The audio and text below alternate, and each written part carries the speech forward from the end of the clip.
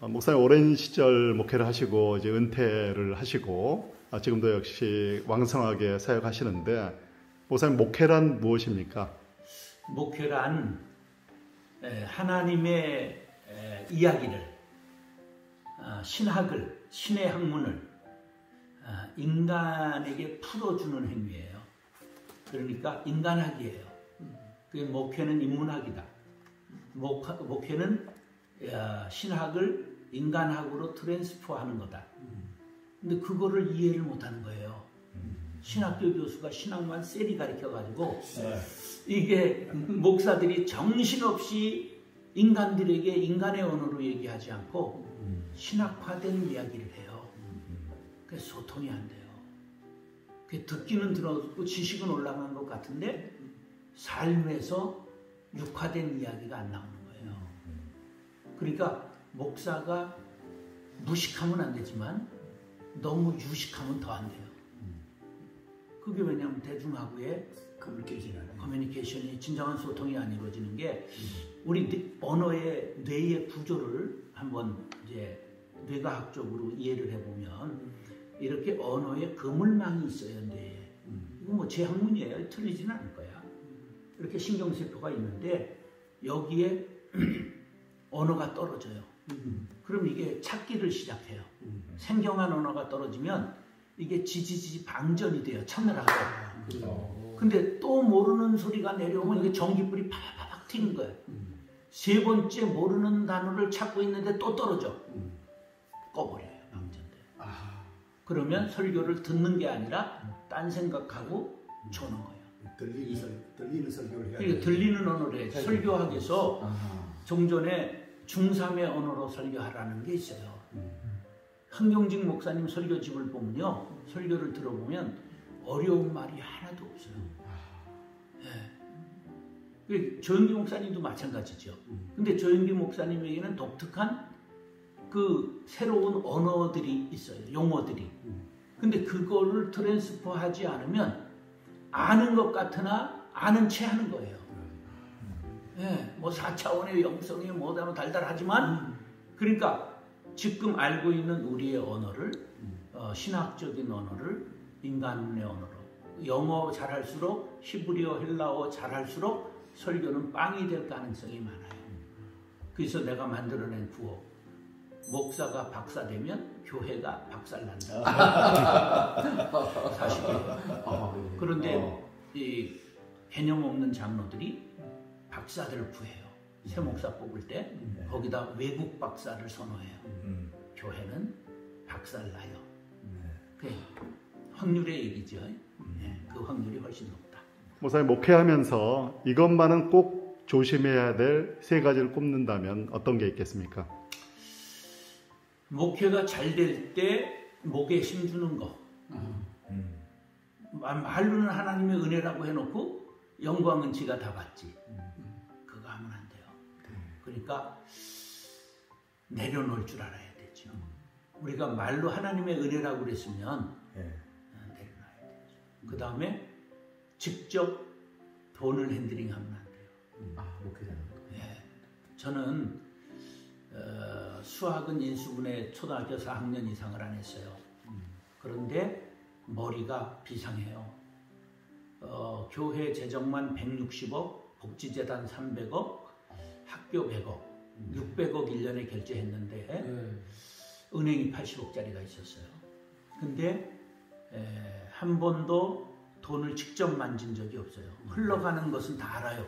결제만 해도 보고만 듣고도 아는데 직접 돈을 3개월 만에 넘기고 안 만졌어요. 끝날 때까지. 어느 정도 안 만졌냐?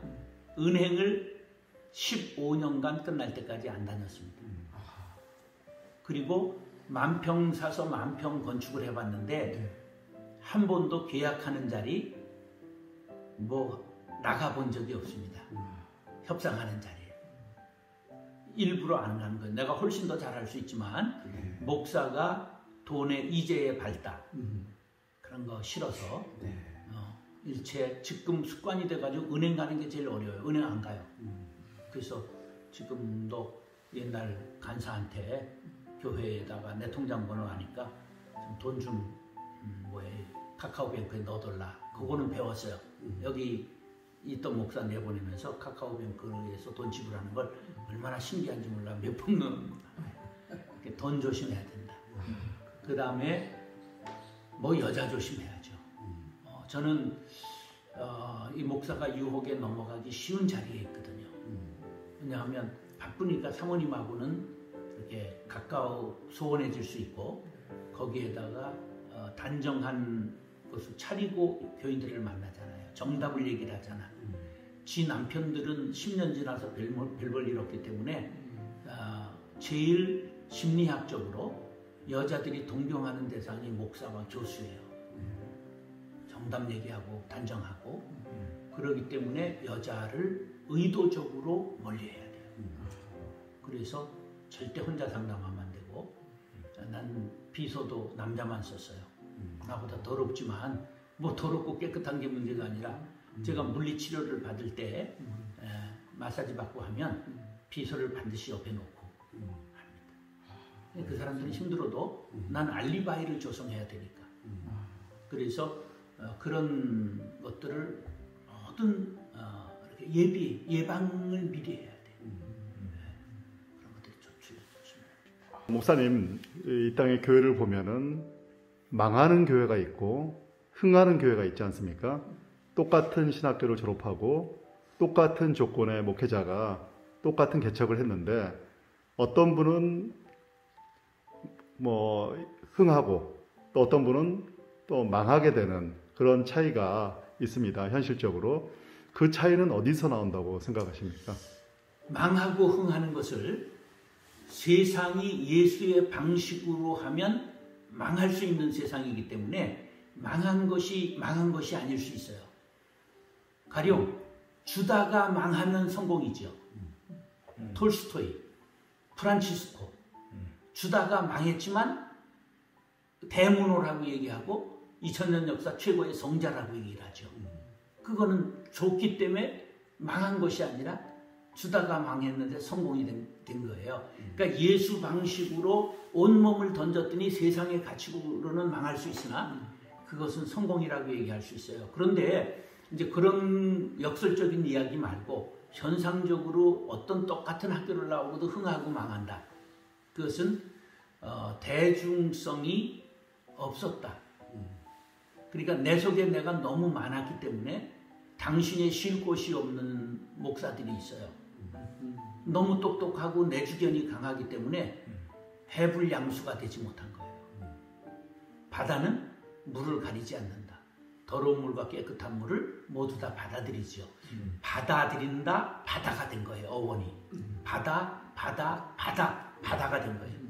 그러니까 목사는 목회를 하려고 할 때 하나님의 사랑, 예수님의 심장 가지고 모두를 끌어안아야 되는데 지 성질을 못 이겨서 자꾸만 내치기 하거든요.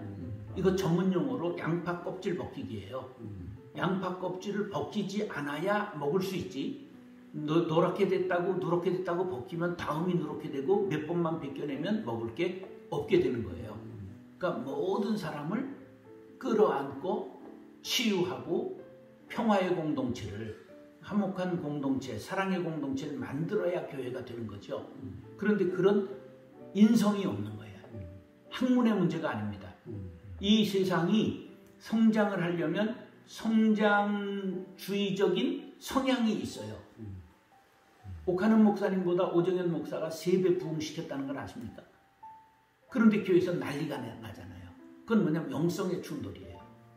이게 무슨 영성이냐? 청교도 영성과 성장주의 영성입니다.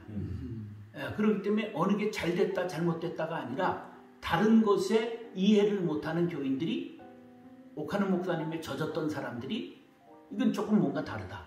이게 충돌이 나는데 이걸 또 좋아하는 사람들이 오는 거예요.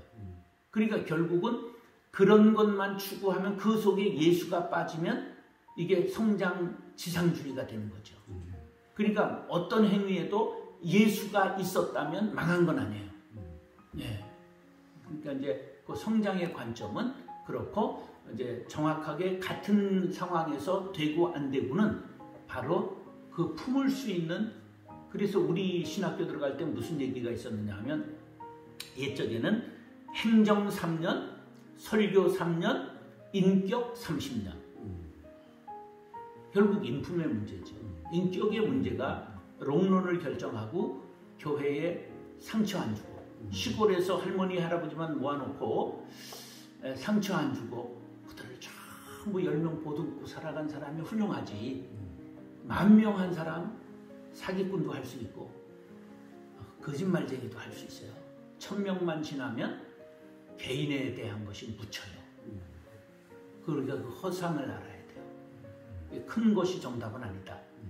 진실한 것이 정답인데 세상은 잘 모른다. 목사님 지금 현재 민통선 내에 해마루 마을에 들어와 계시는데요. 목사님이 해마루 마을에 은퇴 이후에 들어오신 이유가 무엇입니까? 두 가지인데 여기 제가 이쪽에 당호를 하나 한자로 써놓은 게 있는데 자유당입니다. 스스로 자자 그윽할 유자인데 그윽할 유자는 가두다는 뜻도 있습니다. 깊은 심산 유고 유패 유배는 흐를 유자를 쓰고 유패 가두는 형을 가두는 게 있어요. 위리안치라고 그래가지고 광해군 뭐 이렇게 유배 보내놓고 탱자나무 가시 울타리를 두릅니다. 그게 못 나가게 하는 거예요. 그걸 위리안치라는 우리 형벌인데 바로 스스로 철조망 안에 나를 가두었다. 그게 자유당입니다. 왜 날 스스로 철조망 안에 가두냐? 첫째는 교회를 제가 개척해서 23년 10,000명 출석하는 교회를 만들었는데 교회 원로 목사를 하나 하고 나왔습니다. 그게 교회하고 관계를 끊는다. 호적을 파가지고 나왔습니다. 상관이 난 없습니다. 그래서 그것을 자유당이라고 지었고 두 번째는 이 지금 민통선이 민간인 통제선입니다. 그러니까 휴전선 있잖아요. 그럼 남방 2km, 북방 2km 해서 비무장지대 그 아래에 군사 작전 지역에 민간인을 다 내보낸 지역이 있습니다.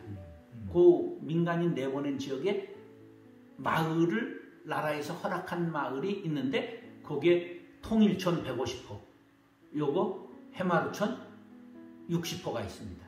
그래 여기는 농사 짓는 사람이 많지만 농막을 아무리 잘 지어놔도 농막에서 못 잡니다.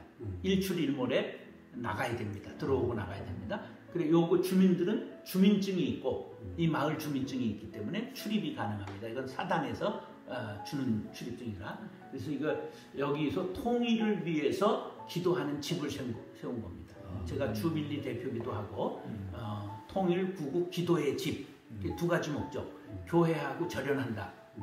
철조망 안에 들어와서 교회 내 스스로 나를 유폐했다. 그 다음에 하나는 통일을 위해서 기도하겠다. 그래서 이렇게 두 가지 목적을 가지고 여기 들어와서 혼자 삽니다. 집사람은 손주 봐야 되니까 여기 바깥에 운정지역에 있습니다. 긴 세월 목회를 하시고 이제 은퇴하시고 은퇴 이후도 아주 바쁘게 귀하게 사역하시는데 목사님 인생을 되돌아보셨을 때 인생에서 가장 소중한 것이 무엇이라고 생각을 하십니까? 하나님 앞에 쓰임받은 것. 저는 기질이 굉장히 강한 사람이었어요. 그래서 저하고 싸우면 아주 주풍낙엽처럼 사람들이 다 쓰러졌죠. 신대원을 방송통신대학 나와서 장신대 신대원을 들어가 한 달 만에 데모주동해가지고 학교를 아주 엎어버렸죠.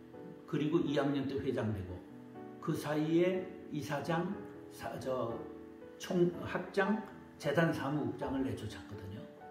그리고 회장이 됐고 전국 의장이 됐고 그리고 뭐 접은 적이 없습니다. 주먹이 세서가 아니라 기질이 강해가지고 그런데 목회하면서 한 명도 실족시키지 않았어요. 하나님이 그 마음 주신 거예요. 내가 참고 전부 수용한 거죠. 그래서 상처받았다 그러면 한 달 찾아가 사과한 적도 있어요. 안 만나주는 거. 그러니까 좋은 교회 소문이 났죠. 좋은 목사 소문이 났죠. 더 참기 어렵더라고. 그래 확 그만뒀지. 그런데 아무튼 그 마음을 교회를 사랑하는 마음을 줬어요. 근데 이게 우연이 아닌 게 우리 어머니가 나를 업고 어릴 때 4살의 고향에서 떠나왔는데 업고 교회를 개척하셨어요.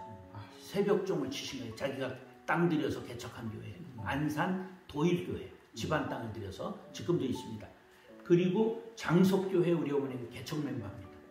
장이중앙교회를 다시 장석교회에서 나온 7가정이 개척할 때 조그만 지화집 하나 팔아 바치고 사찰을 했어요. 무보수 사찰. 제가 15세 교회 사찰을 했어요. 엄마 덕에. 그러니까 교회에 관해서는 모르는 게 없어요. 싸움이 났는데 깡패 동원되고 똥 뿌리고 막 그런 사건. 제가 3년 만에 교회가 얼마나 부흥했는데 개척교회가 600명이 출석했어요. 근데 그게 신구파 300대 300으로 쫙 갈라졌어요. 그런 경험을 했죠. 그래서 난 상처받고 떠났는데 19의 그 이웃 교회로 개척교회로 가서 교회학교 교사를 했습니다. 20의 교회 건축 감독을 했습니다. 군대 가서 군종을 했습니다. 큰 교회 군종했어요. 장교들만 소령, 중령, 대령만 500명 있는 부대 교육기관에 가서. 네. 신학을 안 했는데. 그리고 제대해서 와서 동아제약에 공고를 나왔으니까 공돌이를 했는데 동아제약에 신우회를 만들어서 신우회장을 했어요. 1000명 회사의 말단 직원이 신우회를 만들어 초대 회장을 했어요. 그리고 총각 집사했고 주일학교 부감했어요.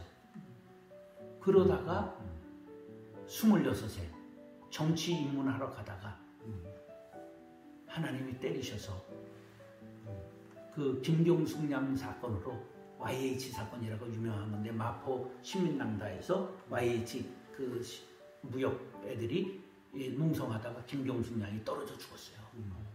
그래서 전경이 다 둘러쌌습니다. 해필이면 내가 입당하러 가는 날. 그래서 상처받고 심장병이 왔어요. 그러니까 한 번도 목사하겠다는 얘기를 해본 적이 없습니다. 그때 심장병이 와서 이제 상처받고 낙심하고 있다가 죽기 전에 그렇게 주변에서 권했던 신학 한번 해볼까? 이 마음이 들었어요. 그래서 몰래 가서 했는데 겸손한 신학교라 다 받아주는 야간 신학교였어요.